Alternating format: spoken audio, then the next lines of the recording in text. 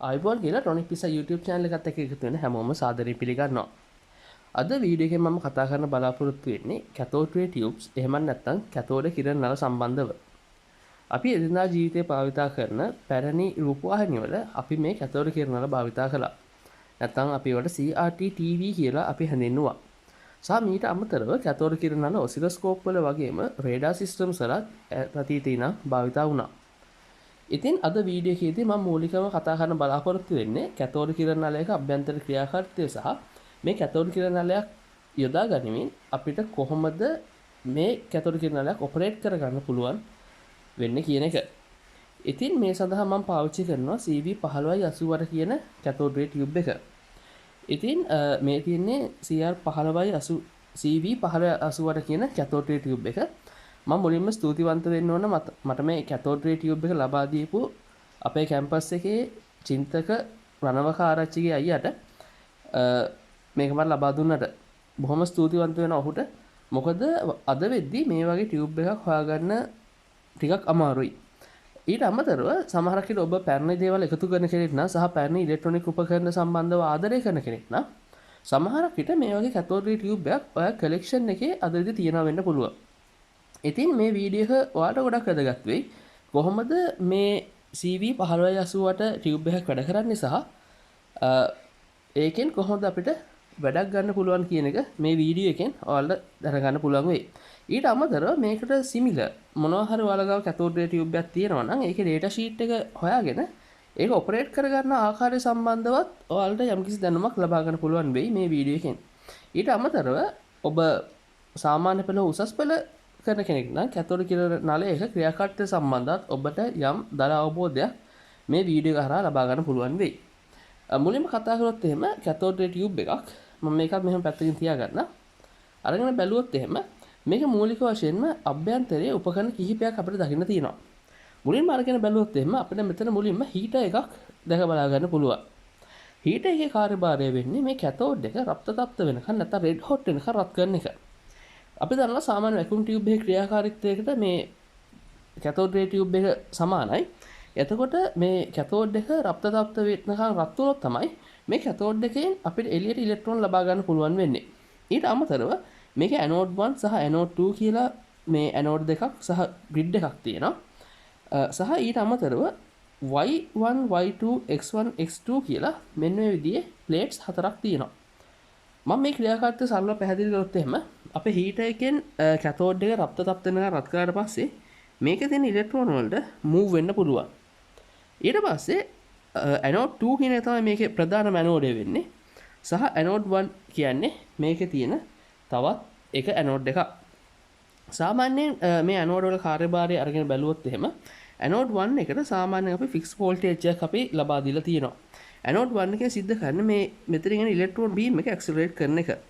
එතකොට මේක මූලිකවම ඇද ගන්න මේ ඇනෝඩ් 2 කියන එක තමයි අපි සප්ලයි වෝල්ටේජ් එක දෙන්නේ. අපි මේ CV1580 මේ වැකියුම් ටියුබ් එකට අදාළ නැත්නම් මේ කැතෝඩ් රේ ටියුබ් එකට අදාළ වෙන ඩේටා ෂීට් එක අපි අරගෙන බැලුවොත් එහෙම අපිට බලා ගන්න පුළුවන් මේකේ හීටර් වෝල්ටේජ් එක වෝල්ට් 4ක් සහ හීටර් එක මෙයාගේ හොඳින්ම ක්‍රියාත්මක වෙන්න නම් ඇම්පියර් 1.1ක ධාරාවක් ලබා දෙන්න ඕන. ඒ කියන්නේ මේකේ සම්පූර්ණ අරගෙන බැලුවොත් එහෙම වෝල්ට් 4.4ක ක්ෂමතාවයක් මේ හීටර් එක උත්සන්නය කරනවා. ඊට අමතරව max final anode voltage කිලෝවෝල්ට් එකක් කියලා සඳහන් කරලා තියෙනවා.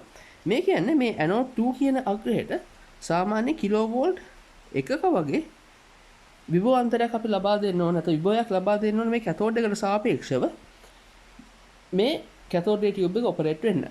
ඊට අමතරව මේකේ තවත් එකක් තියෙනවා second anode voltage එක කියලා වෝල්ට් 135ක් කියලා. ඒ කියන්නේ මෙන්න මේ ඇනෝඩ් එකේ මේකට වෝල්ට් 135ක වගේ විභව අන්තරයක් අපි ලබා දීලා තියෙන්න ඕන මේක ඔපරේට් වෙන්න. ඊට අමතරව ආයෙ මෙයා කියන දෙනවා ෆයිනල් ඇනෝඩ් වෝල්ටේජ්. මම කලින් කතා කරේ මැක්ස් ෆයිනල් ඇනෝඩ් වෝල්ටේජ් එක. නැත්තම් නෝමලි මේ ෆයිනල් ඇනෝඩ් වෝල්ටේජ් වෝල්ට් 800ක් වගේ තියාගන්න ඕනේ. ඒ කියන්නේ 1 කිලෝවෝල්ට් වෙනකොට වෝල්ට් 800ක් වගේ මේ හරහා තබා ගැනීම ප්‍රමාණවත් කියලා තමයි මේකේ සඳහන් කරන්නේ.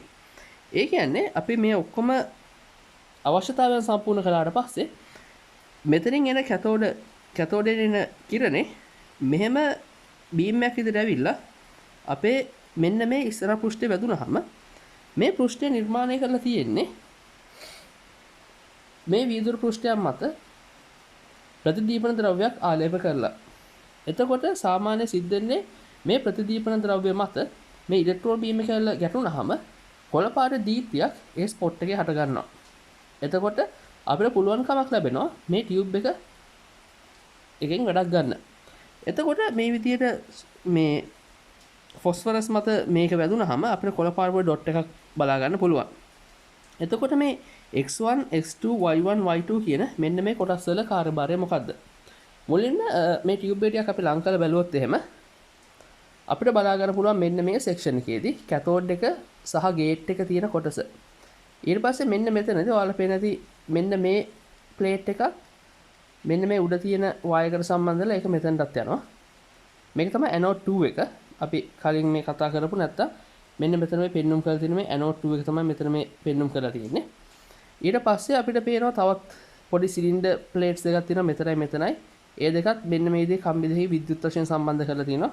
මේක තමයි මේ ඇනෝඩ් 1 කියන එක. ඊට පස්සේ y1 y2 x1 x2 කියන දේ ගත්තොත් එහෙම ඔයාලා මෙන්න මෙතන පේන ඇති මෙන්න මේ V shape එකකට තියෙනවා මෙන්න මෙතනයි පොඩි තහඩු දෙකක්. මේ තියෙන්නේ ඒ වගේ රිෆ්ලෙක්ෂන් එක හදන්න පාවිච්චි කරන x axis එක කියලා අපි හඳුන්වනකො මේ axis එකේ x1 සහ x2 කියලා හඳුන්වගත්තා. සහ ඊට ලම්බකව අංශ 90ක ලම්බක මෙන්න එතන තවත් ඒ හා සමානම මෙකනිසම් එකක් මෙන්න මේ දෙන්න y1 සහ y2 කියලා අපිට හඳුන්වන්න පුළුවන්.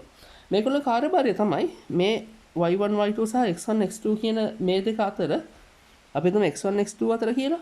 මේ දෙක අතර සමාන විභව අන්තරයක් නෙවෙයි. මේ දෙක අතර විභව අන්තරයක් අපි පවත්ව ගත්තොත් එහෙම මේ ඉලෙක්ට්‍රෝන බීම් එක ඍජුව ගිහිල්ලා මේ ඩිස්ප්ලේ එකේ වදින්න නැතුව අපිට මේක කර්ව් කරගන්න පුළුවන්. නැත්තම් මේක ඩිෆ්ලෙක්ට් කරගන්න පුළුවන්. මේක ලබා දෙන වෝල්ටේජය වෙනස් කරලා. ඊට අමතරව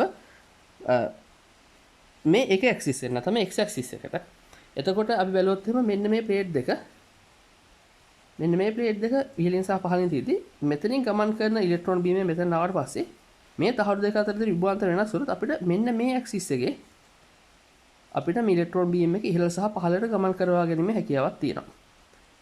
අපි මෙන්න මේ ප්ලේට් දෙක අරන් බැලුවොත් එහෙම මෙන්න මේ ප්ලේට්ස් දෙක අපි මේ දෙකට ලබන විභවාන්තර වෙනස් කරොත් මේක y axis එකේ හරහා ඉහළ සහ පහළට මේ විදිහට ගමන් කරන්න පුළුවන්. එතකොට අපිට අර ස්පොට් එකක් විදිහට මෙතන දකින්න ලැබුණු ඉලෙක්ට්‍රෝන බීම් එක අපිට මේ ස්ක්‍රීන් එක අපි කැමති තැනකට මේක ගමන් කරවා ගැනීමේ හැකියාව තියෙනවා. ඉතින් මේක තමයි සාමාන්‍යයෙන් මේ කැතෝඩ් රේ ටියුබ් එකේ ක්‍රියාකාරීත්වය වෙන්නේ. ඉතින් මම කලින් කතා කරපු විදිහට අපිට මේ කැතෝඩ් රේ ටියුබ් එක ක්‍රියාත්මක කර ගැනීම සඳහා අපිට සැලකිය යුතු අධික වෝල්ටීයතාවයක් ලබා දෙන්න ඕන. ඊළඟට අපි බලමු කොහොමද මේ කැතෝඩ් රේ ටියුබ් එකේ පින්ස් ටික කනෙක්ට් වෙලා තියෙන්නේ කියන එක. සාමාන්‍යයෙන් මේක මේ පැත්ත අපි හරවලා බැලුවොත් එහෙම අපිට මෙයාගේ ටියුබ් බේස් එක බලා ගන්න පුළුවන්. මේක B12B කියලා තමයි හඳුන්වන්නේ මේ ටියුබ් බේස් වර්ගය. ඒතර ඔයාලා පේනවා මෙන්න මෙතන පොඩි නොච් එකක් තියෙනවා මේ මැද්දේ තියෙන කොටසේ මේ නොච් එකෙන් තමයි මේකේ පැත්ත හඳුනගන්නේ. මෙතනින් අපි අරන් බැලුවොත් එහෙම මේ නොච් එකේ ඉන්න වම් අත පැත්තේ තියෙන මේ පින් එක පළවෙනි අග්‍රය 2 3 4 5 මේක 6 වෙනි අග්‍රය පේන්නේ නැහැ. 7 8 9 10 11 සහ මෙතන 12 වෙනි එක ඒකත් අයින් කරලා තියෙන්නේ භාවිතා කරන්නේ නැති නිසා.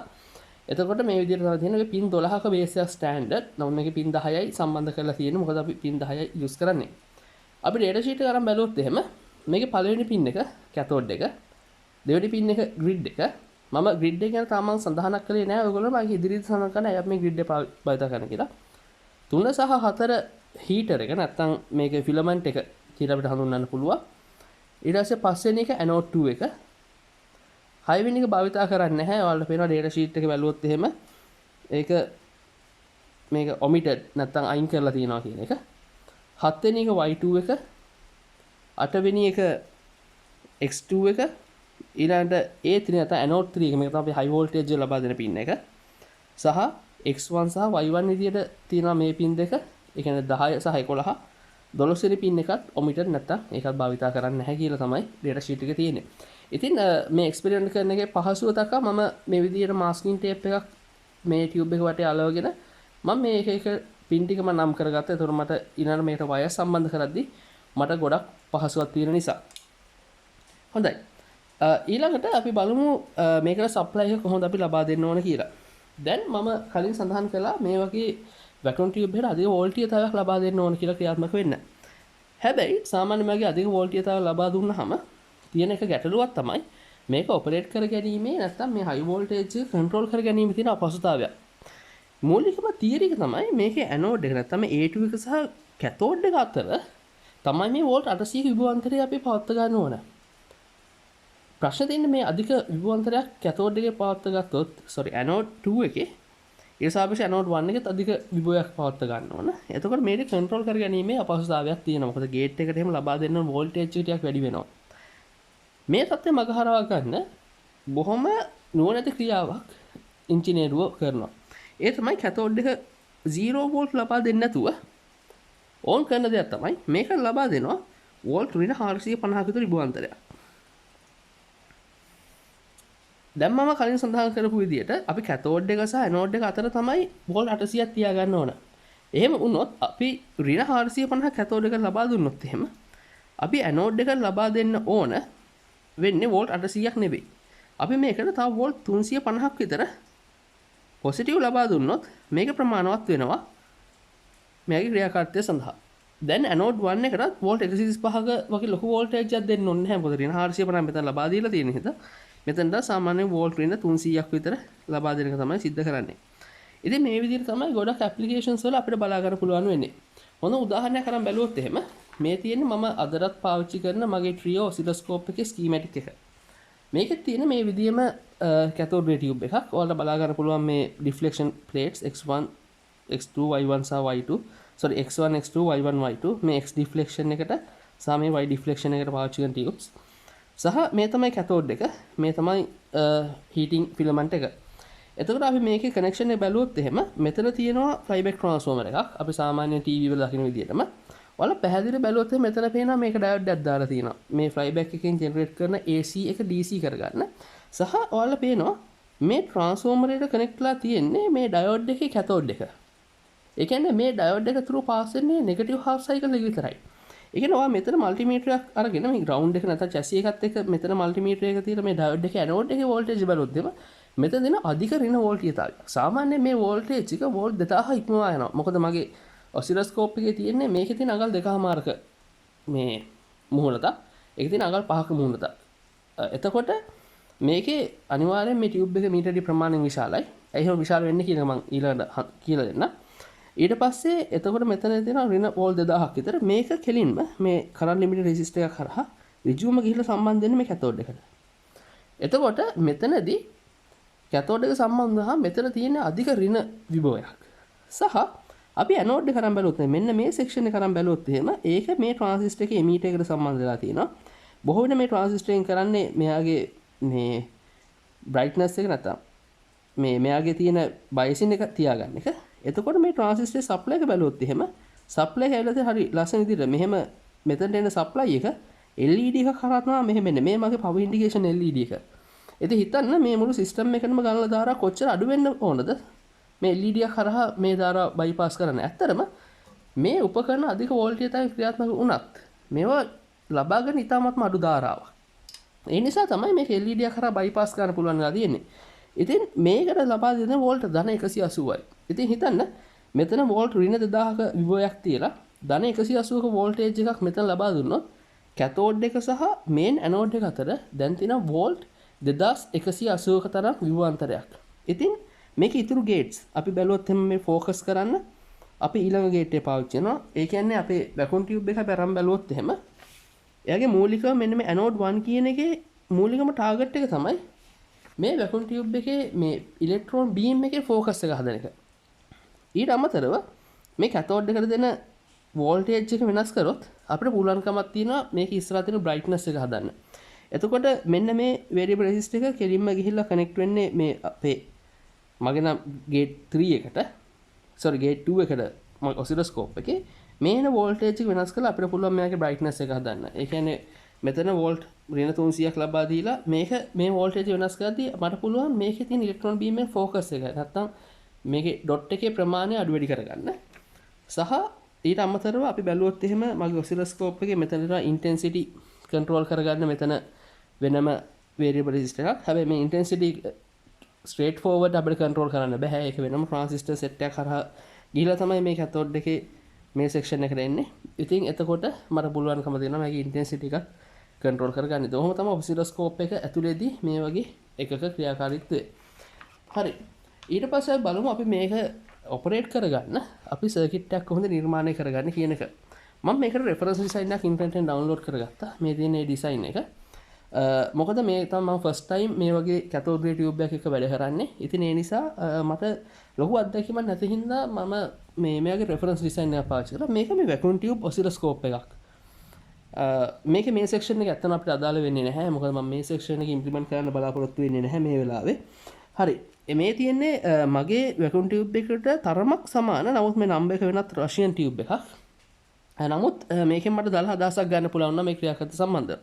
මුලින්ම පවර් සප්ලයි ගැන කතා කරනවා නම් එහෙම මේකේ සෙකන්ඩරි වයින්ඩින් එක වෝල්ට් 240 මිලි ඇම්පියර් 30ක්. මේ මිලි ඇම්පියර් 30 කියන්නේ මේකෙම තමයි සප්ලයි කරලා තියෙන්නේ මේ වැකියුම් ටියුබ්ස් ටිකත් සහ මේ සර්කිට් එකත් ඔපරේට් වෙන්න. ඉතින් ඇත්තටම හරි මිලි ඇම්පියර් 30ක් අවශ්‍ය වෙන්නේ නැහැ. මෙතනදී මිලි ඇම්පියර් 5ක් වගේ සුළු ධාරාවක් තිබුණොත් හොඳම ප්‍රමාණවත්. මොකද අපි ඩේටා ෂීට් එක අරන් බැලුවොත් එහෙම අපිට පේනවා සාමාන්‍යයෙන් බීම් කරන්ට් එක මයික්‍රෝ ඇම්පියර් 3ක් වගේ කියන එකකින් අපිට මිලි ඇම්පියර් එකක් දෙයක් තිබුණත් මේක ඕනටත් වඩා වැඩි මෙයාව ක්‍රියාත්මක කරගන්න. ඉතින් ඊළඟට වෝල්ට් 240ක මේ විදිහේ ප්‍රයිමර් වයින්ඩින් එකක් තියෙනවා. ඊට පස්සේ ඒක DC කරගන්නවා 1N4007ක් දාලා. එතකොට අපිට +300 volt and 0 volt හම්බ වෙනවා. මෙතන 220 microfarad 400 volt capacity එකක් තියෙනවා smoothing වලට. ඉතින් මට වෙලාවට මේ කැපැසිටර් මං ගා තිබුණ හින්දා ඒකත් ඕකේ. ඊළඟට මෙතන තියෙනවා මේ වෝල්ටේජ් ඩබ්ලර් සර්කිට් එක. ඔයාලට පේනවා මේකේ මේ තමයි කොමන් පින් එක. දැන් මේක පොසිටිව් නම් මේක තමයි ග්‍රවුන්ඩ් එක විදිහට අපි සලකන්නේ අපේ රෙෆරන්ස් එකේ. සහ මෙතන ඔයාලට පේනවා මේ රිවර්ස් බයස් කරපු ඩයෝඩ් එකක් එක්ක මෙතන තව කැපැසිටර් මේ විදිහට සම්බන්ධ කරලා තවත් කැපැසිටර් බැංක් එකක් මේ විදිහට සම්බන්ධ කරලා මේ තියෙන වෝල්ටේජ් ඩබ්ලර් සර්කිට් එකක්. හැබැයි මෙතනට සාපේක්ෂව මෙතන හටගන්නේ ගොඩක් ඍණ විභවයක්. සාමාන්‍ය මෙතන ධන 300 වෝල්ට් වෙද්දි මෙතන සාමාන්‍යයෙන් ඍණ 600 වෝල්ට් වලට විතර මෙතන වෝල්ටේජ් එකක් හට ගන්නවා. මම ඕන්න මෙතනින් දාන්නම්කෝ රෙෆරන්ස් එක ඍණ 600 වෝල්ට් කියලා. තමයි මෙතන ලක්ෂ්‍ය වෝල්ටීයතාවය. එතකොට මෙතන තියෙන කැපැසිටර්ස් දෙක තුන ගත්තොත් එහෙම 222 මයික්‍රෝෆැරඩ් 350 වෝල්ට් කැපැසිටර්ස් තමයි මෙතන ඒගොල්ලෝ පාවිච්චි කරලා තියෙන්නේ. මම පොඩ්ඩක් ස්කීමැටික් ලං කරන්නම් තාපොට පැහැදිලි වෙන්න. නමුත් මං ගාව මේ කැපැසිටර්ස් තිබුණ නැති නිසා මම මෙතනදී මේ කැපැසිටර්ස් වෙනුවට පාවිච්චි කරේ 6.8 මයික්‍රෝෆැරඩ් 400 වෝල්ට් කැපැසිටර්ස්. නමුත් මේක සෑහෙන හොඳට මගේ සර්කිට් එකේදී වැඩ කළා. හරි. ඊට පස්සේ මෙතනදී මම ඔයාලට කිව්වා මේ බ්‍රයිට්නස් එක කන්ට්‍රෝල් කරන්නේ කැතෝඩ් එකට දෙන මේ වෝල්ටේජ් එක වෙනස් කරලා කියලා. ඉතින් ඒ දේ කරගන්න මෙතන 1 මෙගා ඕම් රෙසිස්ටර් එකක් එක්ක සීරීස් වෝල්ටේජ් ඩිවයිඩර් එකක් විදිහට සම්බන්ධ කරලා 100k වේරියබල් රෙසිස්ටර් එකක් සහ 22k රෙසිස්ටර් එකක්. මේ 1 මෙගා ඕම් එක 1 watt වෙන්න ඕන. ඊට පස්සේ මේ වේරියබල් රෙසිස්ටර් එක ඔයාලා වෙනස් කරද්දි මේ කැතෝඩ් එකට හම්බ වෙන වෝල්ටේජ් එක වෙනස් වෙනවා. සහ ඊට අමතරව ෆෝකසින් හදාගන්න මම ඔයාලට කිව්වා මෙන්න මේ ඇනෝඩ් 1 එක පාවිච්චි කරන ෆෝකසින් වලට කියලා.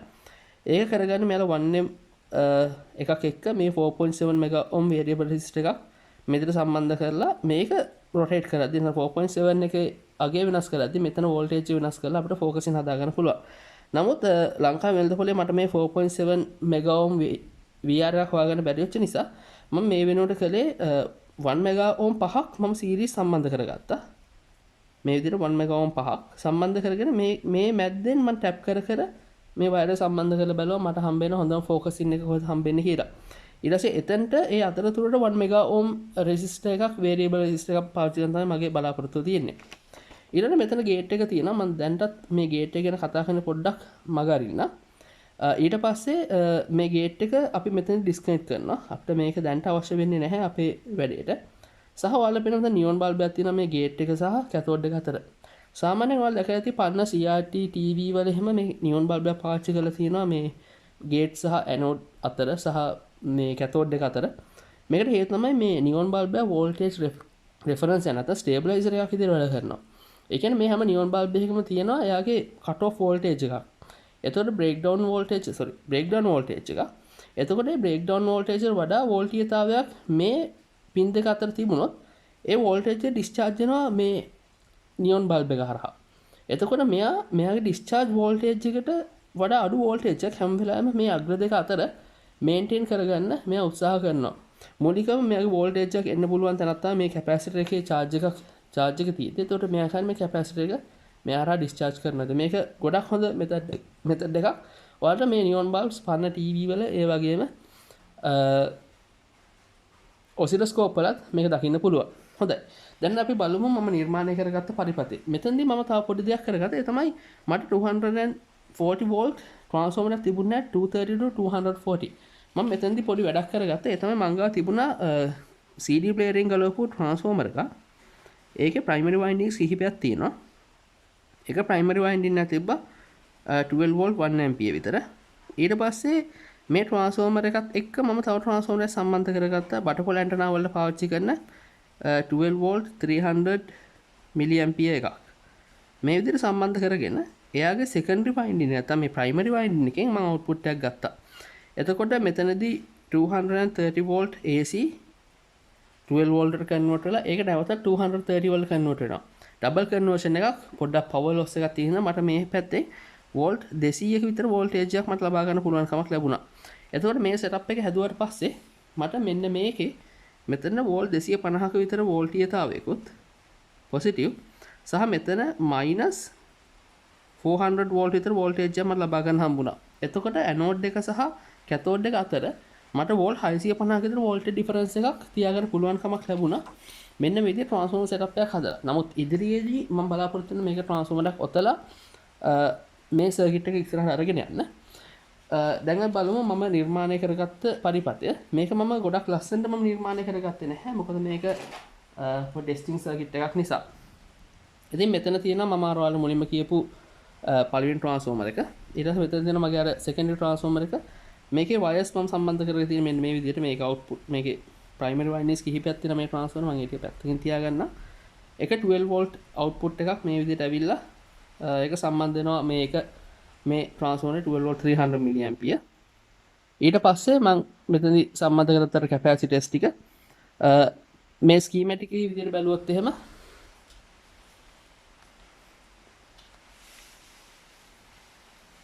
ඕකේ හරි ස්කීමැටික් එකේ විදිහට බැලුවොත් එහෙම මේ ස්මූතින් කැපැසිටර් තමයි මෙතන වල බලා ගන්න තියෙන්නේ.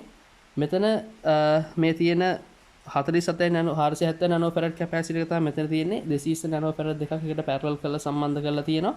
සහ මෙතන තියෙන කැපැසිටර්ස් තුන මෙතන තියෙන 6.8 මයික්‍රෝ ෆැරඩ් කැපැසිටර්ස් තුනක් සීරීස් කරලා ඊට පස්සේ මෙතන 4.7 මෙගා ඕම් එක වෙනුවට ඔයාලා පේනවා මෙතන තියෙන 1 මෙගා ඕම් පහක් මේ විදිහට සීරීස් සම්බන්ධ කරලා සහ මේ තියෙන්නේ බ්‍රයිට්නස් එක කන්ට්‍රෝල් කරන්න දාපු 100k ප්‍රීසෙට් එක.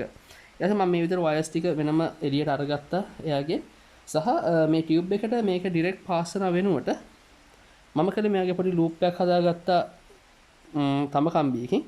ඊට පස්සේ අපිට පුළුවන් අපිට අවශ්‍ය පින් එකට මේ විදිහට තියලා මේක ක්ලිප් කරගන්න. මට තාම මේකට හරියන වැල් බේස් එකක් හම්බුන්නේ නැහැ. ඒක 3D print කරන්න බලාපොරොත්තු වෙනවා. හොඳයි. එතකොට මේක මේ විදිහට සම්බන්ධ කරගෙන අපිට අපේ සර්කිට් එක නිර්මාණය කරගන්න පුළුවන්. ඊළඟ එක තමයි මෙන්න මේ කැපැසිටර් එක ටිකක් භයානකයි. මොකද මෙයාගේ charge එක සෑහෙන දුරකට අල්ලලා තියෙන ගොඩක් වෙලා. ඒ නිසා මම මේ සර්කිට් පොඩ්ඩක් වෙනස් කරගන්න මෙතනින් 1 මෙගා ඕම් රෙසිස්ටර් එකක් මම මෙයත් එක්ක පැරලල් සම්බන්ධ කරගත්තා. මේ සර්කිට් එකේ ඉතුරු ටික නැත්තම් මේ කොටස තියෙනවා නම් මේ කැපැසිටර් ඩිස්චාර්ජ් වෙනවා. නමුත් මේක දැන්ට ඩිස්චාර්ජ් වෙන්නේ නැති නිසා තමයි මේ ප්‍රශ්නේ තියෙන්නේ. හොඳයි අපි දැන් බලමු කොහොමද මේ සර්කිට් එක පවර් අප් කරගත්තට පස්සේ තියෙන්නේ කියන එක. මට පොඩි වෙලාවක් දෙන්න මේ සෙටප් එක හදාගන්න. හොඳයි මේ වෙද්දී ටෙස්ට් සෙටප් එක නිර්මාණය කරලා අවසానයි. මම මුලින්ම සෙපරේට් පවර් සප්ලයි එකකින් ෆිලමන්ට් එකට වෝල්ට් 4ක් මේ විදිහට ලබා දෙන්න. ඔයාලා පේන ඇති මේ විදිහේ ෆිලමන්ට් එක ග්ලෝ වෙනවා. පොඩ්ඩක් මෙහෙම ලං කරලා පෙන්නන්න. මේකට වෝල්ට් 4කට වඩා වැඩි උබයක් කිසිසේත්ම ලබා දෙන්න එපා. වෝල්ට් 4ක් කියන්නේ මේකට බොහොම ප්‍රමාණවත්. ඊළඟට මම මෙයාට සප්ලයි වෝල්ටේජ් එක හයි වෝල්ටේජ් එක ලබා දෙන්න. අපිට ඒතකොට බලා ගන්න පුළුවන් වෙයි මේක ක්‍රියාත්මක වෙන ආකාරය. මේ විදිහට මෙයාට හයි වෝල්ටේජ් ලබා දුන්නාම අපිට මූලිකව මේ වගේ පොඩි දිලිසුමක් අපිට බලා ගන්න පුළුවන් මෙයාගේ එනවා යනවා. අපිට මේක හරියටම බලා ගන්න මම පොඩි වැඩක් කරන්න මේකේ මේ x සහ y x1 y1 pins ටික මෙහෙම අතින් අල්ලපුවාම අපිට පේනවා මේ විදිහේ පොඩි ග්ලෝ එකක් මේ ඩිස්ප්ලේ එකේ එනවා. මම මේක මෙහෙම ඇනෝඩ් එකත් එක්ක ඇඟිල්ල මෙහෙම ෂෝට් කරොත් අපිට මේකේ ඩොට් එකක් විදිහට බලා ගන්න පුළුවන්.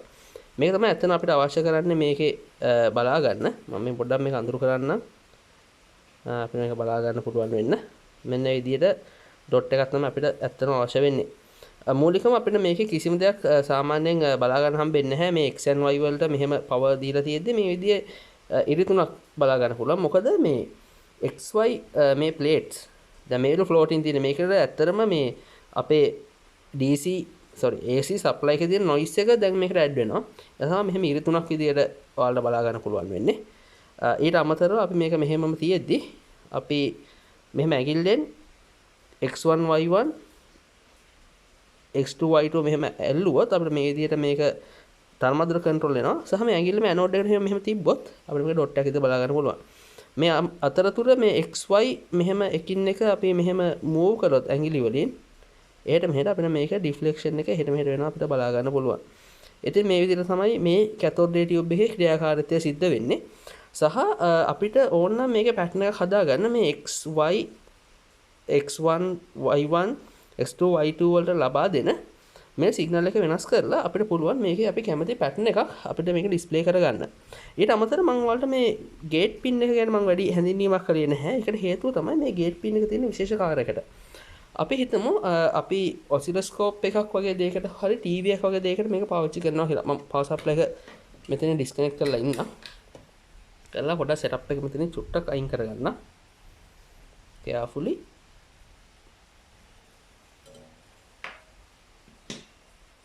ඕකේ හරි දැන් මම කියන්නම් ඇත්තටම ගේට් එකේ කාර්යභාරය මොකක්ද කියන එක. අපි හිතමු අපේ ඩිස්ප්ලේ එකේ අපිට ඕන මොකක් හරි රූපයක් අඳින්න. රූපයක් අඳින්න නම් අපි සාමාන්‍ය කරන දේ තමයි මේ බීම් එක මේ එක පැත්තකින් ඉඳන් අනිත් පැත්තට මෙහෙම අරගෙන එනවා. ඊළඟට ආයි මේ පැත්තෙන් අරගෙන මේ විදිහට අපි ලයින්ස් ටිකක් අපි අඳිනවා. අපි දන්නවා සාමාන්‍ය කැතෝඩ් රේ ටීවී එකක් අඩ ගන්න මේ ඉලෙක්ට්‍රෝන බීම් එකකින්. ඉතින් ඉලෙක්ට්‍රෝන බීම් එක මේ කෙළවරට ගිහිල්ලා ආයි මෙතනට අරන් එද්දි මේ බීම් එක ඔෆ් වෙන්න ඕන. මේ බීම් එක ඔෆ් වුනේ නැතුනොත් ඔයාලට මේ ෆේඩ් එක බලා ගන්න පුළුවන්. මෙහෙම ෆේඩින් මෙහෙම ලයින් එකක් මෙතන යනවා. ආයි මෙහෙම වෙනවා. මේ ලයින් එක ෆේඩ් වෙනවා. ඔසිලොස්කෝප් එකේ වුණා අපි අරන් බැලුවොත් එහෙම ඔසිලොස්කෝප් එකේ බීම් එක එක පැත්තේ විතරයි. වම් ඉඳන් දකුණට විතරයි මෙහෙම ගමන් කරන්නේ. එතකොට බීම් එක වම් ඉඳන් දකුණට ගිහිල්ලා ආයේ වම් පැත්තට අරන් එද්දි අපිට මේ බීම් එක පේන්න බෑ. මේ වෙලාවට ඕෆ් කරන්න ඕනේ. එතකොට කරන්නේ මේ ගේට් එකට ඍණ සැපයුමක් ලබා දෙනවා. මේ ඍණ වෝල්ටේජයක් ලබා දුන්නු ගමන් මේ ඉලෙක්ට්‍රෝන බීම් එක ඇනෝඩ් එක කරා ගමන් කරගෙන නවතිනවා. ඒ කියන්නේ මේ ඩිස්ප්ලේ එක ඕෆ් වෙනවා. මේ ඩිස්ප්ලේ එක ඔන් ඔෆ් කරන්න තමයි මේ ග්‍රිඩ් අග්‍රේ පාවිච්චි කරන්නේ. ඊට අමතරව ඔයාලට පේන මේ ග්‍රිඩ් එක මෙන්න මෙතන මේ බ්ලැන්කින් කියලා තියෙන මට අනිත් රෂින් වචනේ තේරෙන්නේ නැහැ. මේක බ්ලැන්ක් කියන්නේ මේ ඩිස්ප්ලේ එක බ්ලැන්ක් කරන්න. මේ පින් එක කෙලින්ම යන්නේ මෙන්න මෙතන තියෙන මේ වැකුම් ටියුබ් එකට. මෙයා කියන්නේ මේ ටයිමින් ඇඩ්ජස්ට් කරන එක ඩිස්ප්ලේ එක ඔන් ඔෆ් වෙන වෙලාවේ. ඉතින් මේ ඔක්කොමත් එක්ක එකතු කරලා මම බලන්නම් ඉස්සරහදී මොකක් හරි මේකේ රූපයක් අපිට ඩිස්ප්ලේ කරගන්න පුළුවන් වේද කියන එක. එතකොට මේ XY ඩිෆ්ලෙක්ෂන් එකට අදාළව දෙන්න ඕන වෝල්ටේජ් එක මේ විදිහට මෙයාගේ ඩේටා ෂීට් එක කියලා තියෙනවා. ඒ කියන්නේ මිලිමීටර් එකක. ඒ කියන්නේ මේ ඩිස්ප්ලේ එකේ ඉස්සරහා මුහුණතේ පොඩි වෙලාවක් දෙන්න ඩිස්ප්ලේ එක අපෝ ඩිස්කනෙක්ට් කරලා අරගන්න සර්කිට් එකේ.